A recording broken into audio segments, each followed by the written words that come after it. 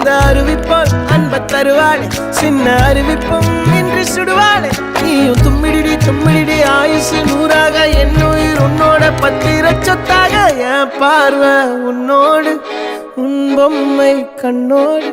பேசாமல் விண்ணோடு நாம் மிதந்து போவோம் காதாரா அடியாளோ நான் தாங்க